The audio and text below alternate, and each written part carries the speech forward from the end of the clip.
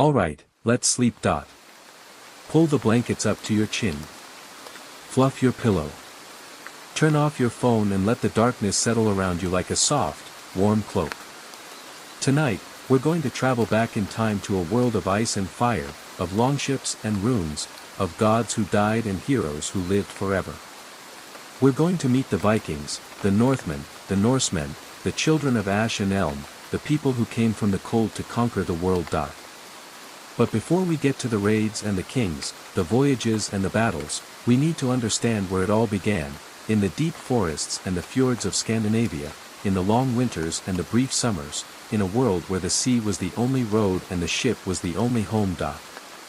Part 1, The World They Came From. Imagine, if you will, a land at the edge of the world. To the north, the sun barely rises in winter and never sets in summer. To the east, endless forests stretch toward the unknown. To the west, the sea crashes against jagged cliffs, and beyond that sea lies everything else. This was Scandinavia, a land of mountains and fjords, of deep valleys and dark forests, of long winters and short, brilliant summers. The people who lived here were farmers and fishermen, craftsmen and traders. They lived in small communities, in longhouses built of timber and turf, with their families, their slaves, and their animals. They worshipped gods who were as fierce and unpredictable as the world they lived in, Odin, the All-Father, who hung from the world tree for 9 nights to gain wisdom, Thor, the Thunderer, who protected Midgard, the world of men, from the giants of Jotunheim, Freya, the goddess of love and war, who wept golden tears, and a host of other gods, giants, elves, and dwarves who populated their mythology. The Norse people were not a single nation. They were divided into many tribes and clans, each with its own chieftain and its own laws. They spoke a common language, Old Norse, but they had different customs, different loyalties, and different ambitions. They were Danes, Norwegians, Swedes, and Geats, and they were often at war with each other. But they shared a common culture. They told the same stories, sang the same songs, and believed in the same gods. They also shared a common problem: they were running out of land. Scandinavia was a harsh land, and it could only support so many people. The farms were small, the soil was thin, and the winters were long. When a man had too many sons, the younger sons had to find their own way, and that way often led to the sea. And so, they built ships. Not just any ships, but the most beautiful, the most versatile, the most terrifying ships the world had ever seen. Part 2, The Ship. The Viking ship was a marvel of engineering, a clinker-built vessel, with overlapping planks of oak held together by iron rivets, flexible and strong, light and fast. It could be rowed or sailed, and it could navigate the open ocean as easily as the shallowest river. It was the key to everything the Vikings achieved. The most famous Viking ship was the longship, a sleek, narrow vessel with a dragon's head carved at the prow, designed to strike terror into the hearts of those who saw it coming. The longship could carry up to 60 warriors, and it could travel at speeds of up to 15 knots. It was the perfect vessel for raiding, fast enough to outrun any pursuer, shallow enough to beach on any shore, and maneuverable enough to sail up any river. But the Vikings also built other ships. The Gnar was a broader, deeper vessel designed for cargo, for carrying the goods that the Vikings traded across the known world: furs, walrus ivory, whalebone, amber, and slaves. The Gnar was slower than the longship, but it could carry more weight, and it was more stable in rough seas. The ship was not just a means of transport, it was a symbol of status, a place of worship, and the ultimate expression of Norse identity. When a Viking died, he was often buried in his ship, surrounded by his weapons and his treasures, ready to sail to the afterlife. The ship was the bridge between the world of the living and the world of the dead. Part 3, The Raid. The Viking Age is traditionally dated from June 8, 793, the day when 3 longships appeared off the coast of Northumbria, in the northeast of England, and attacked the monastery of Lindisfarne. Lindisfarne was a holy place, the home of Saint Cuthbert, one of the most revered saints in the Christian world. It was a place of prayer and study, a sanctuary where monks devoted their lives to God. It was also, from the Vikings' perspective, a place of great wealth, gold, silver, precious manuscripts, and fine cloth. The raid was swift and brutal. The Vikings descended on the monastery, killing the monks, looting the treasures, and burning the buildings to the ground. They took everything of value, and they left nothing behind but ashes and corpses. The Christian world was horrified.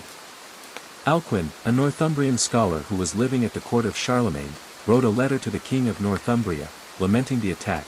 Never before has such terror appeared in Britain as we have now suffered from a pagan race.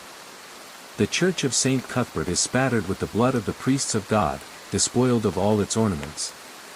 The raid on Lindisfarne was not the first Viking attack on England. There had been earlier raids, including one in 787 when 3 ships had landed on the coast of Wessex and killed the local reeve. But Lindisfarne was different. It was a sacred place, a symbol of Christian civilization, and its desecration sent a shockwave through the entire Christian world. The Vikings were not just raiders, they were a sign that something had gone terribly wrong with the world. The monks of Lindisfarne believed that the attack was a punishment from God, a sign that the Christian community had fallen into sin and needed to repent. But the Vikings did not see themselves as agents of divine punishment. They saw themselves as men seeking wealth and glory, and they had found it. The Lindisfarne raid was the beginning of a pattern that would last for centuries. The Vikings would come, raid, and leave. But over time, the raids would become larger, more frequent, and more ambitious. The Vikings were not content to just steal and run, they wanted to conquer and settle. Part 4, The Great Heathen Army. In 865, a massive Viking force landed in East Anglia. This was not a raiding party, it was an army, a force of thousands of warriors, led by the sons of the legendary Ragnar Lothbrok, Ivar the Boneless, Halfdan, and Ubdoth. Ragnar Lothbrok was a figure of legend, a warrior king who had raided across Europe, who had won great battles and accumulated great wealth. According to the sagas, he had been captured by the Anglo-Saxon king Aella of Northumbria and thrown into a pit of snakes, where he died a gruesome death.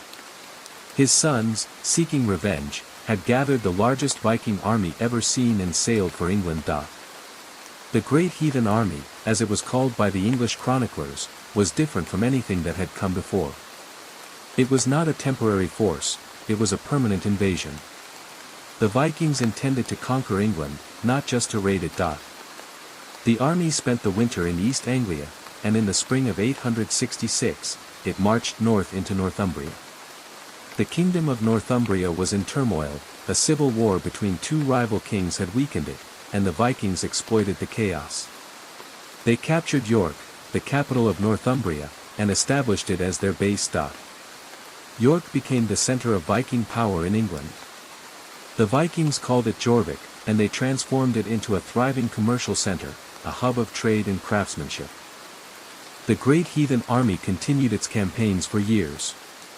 It conquered Mercia, it conquered East Anglia, and it threatened Wessex, the last independent Anglo-Saxon kingdom.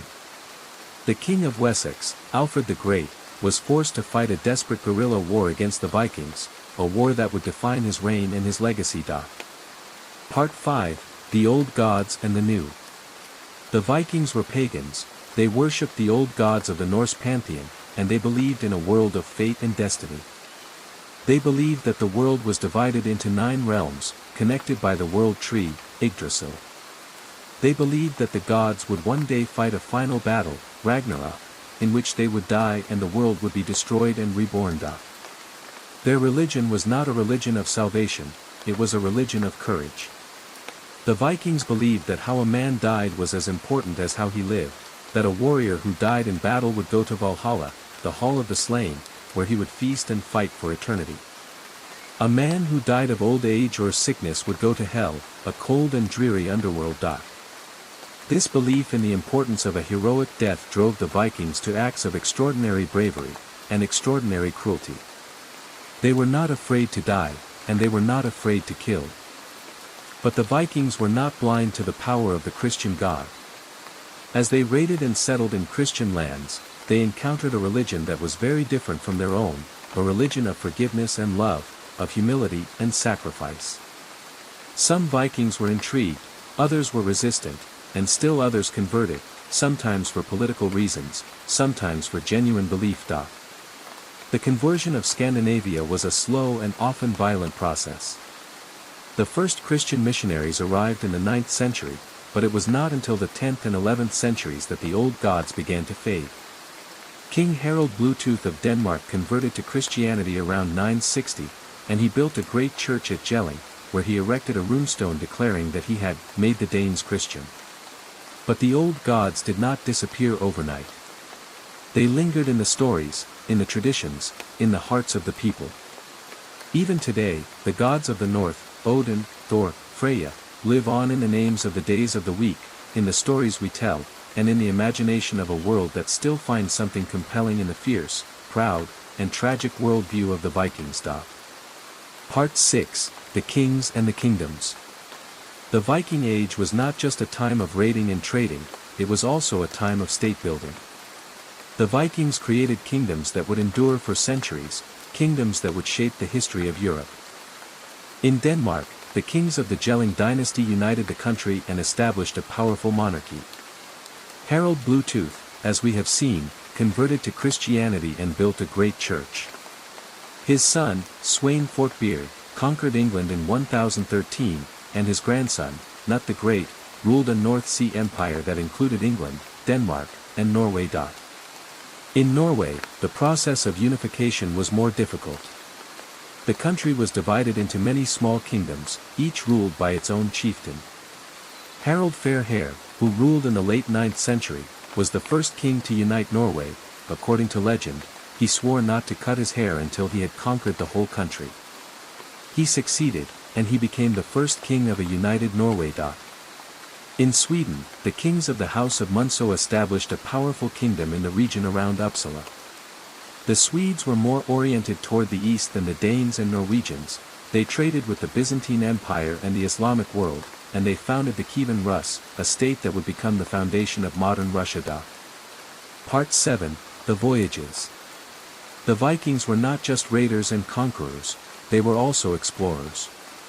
They sailed further than any Europeans had ever sailed before, further than the Romans, further than the Greeks, further than anyone.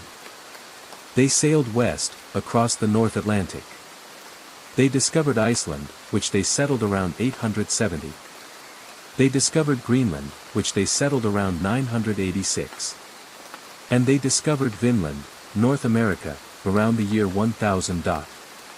The discovery of Vinland is one of the most remarkable stories of the Viking Age.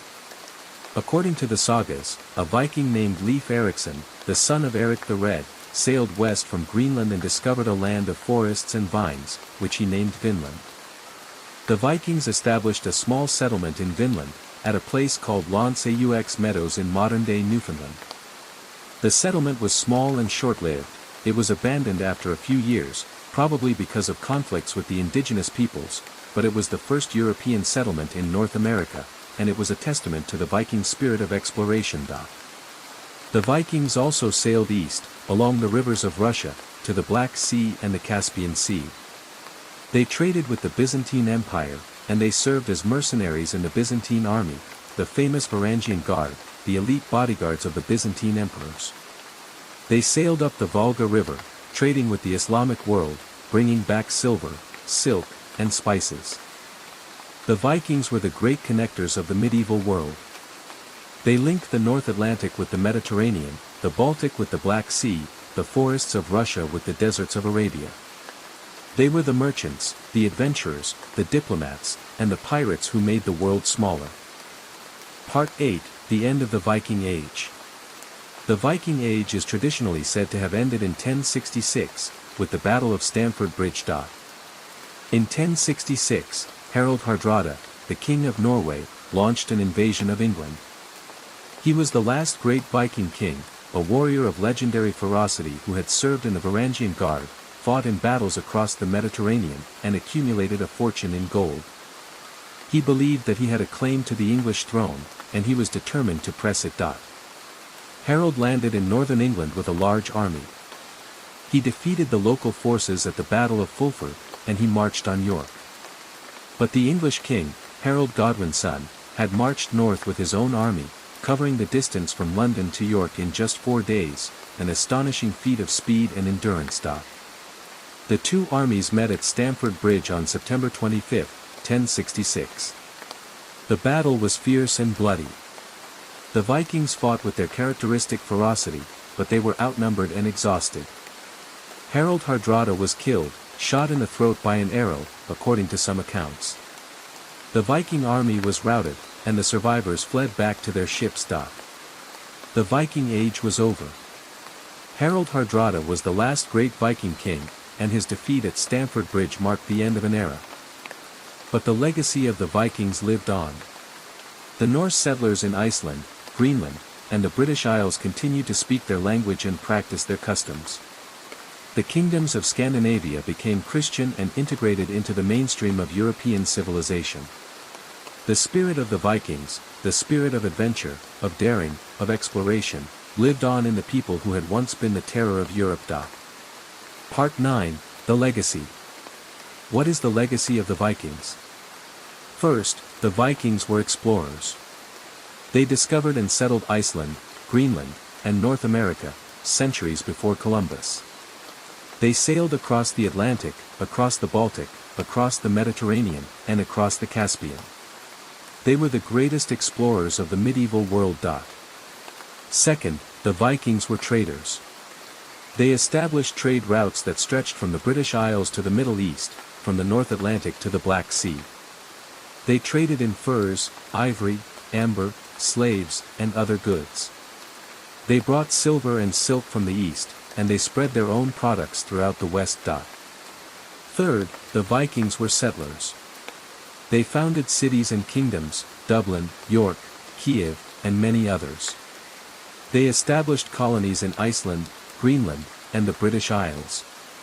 They intermarried with the local populations, and they became part of the fabric of the societies they joined. Fourth, the Vikings were lawgivers. They established legal codes that were remarkably sophisticated for their time. The Icelandic Althing, founded in 930, is the oldest parliament in the world. The Viking legal tradition emphasized personal responsibility, fair compensation, and the rule of law. Fifth, the Vikings were storytellers. They composed sagas that are among the greatest works of literature in the medieval world. The sagas tell stories of heroes and villains, of love and revenge, of exploration and settlement. They are rich, vivid, and deeply human. And finally, the Vikings were cultural brokers. They linked the Christian and Islamic worlds, the Latin and Byzantine worlds, the European and Asian worlds. They were the connectors, the intermediaries, the people who made the medieval world a more interconnected place. Part 10, The Dream. Now, as you drift off to sleep, think about the Vikings.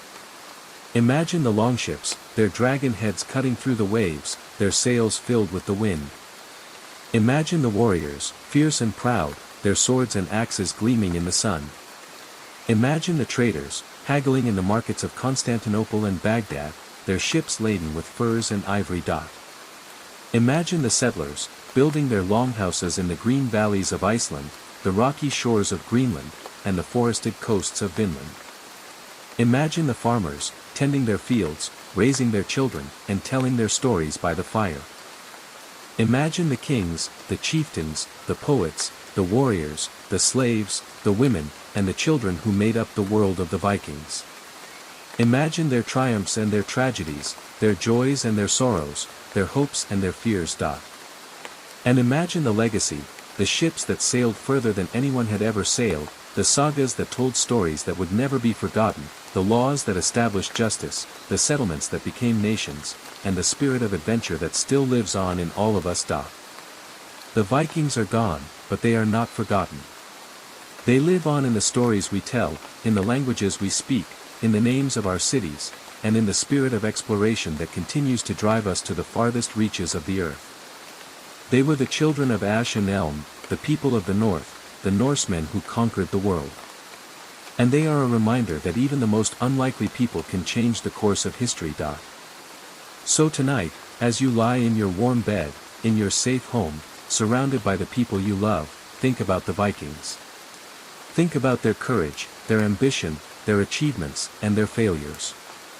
Think about the world they built and the world they left behind. And remember that we are all part of the story they began, the story of human exploration, human connection, and human civilization. Sleep well. Sleep deeply. And may your dreams be filled with the sound of the sea, the sight of the longships, and the spirit of the Northmen, sailing toward the horizon. Good night.